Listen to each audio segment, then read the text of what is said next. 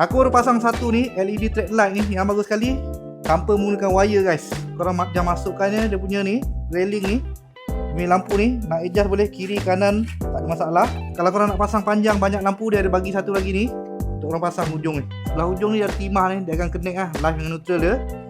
Kalau korang beli banyak, lagi banyak lah korang pasang. Yang bagus sekali, dia ada menggunakan remote guys.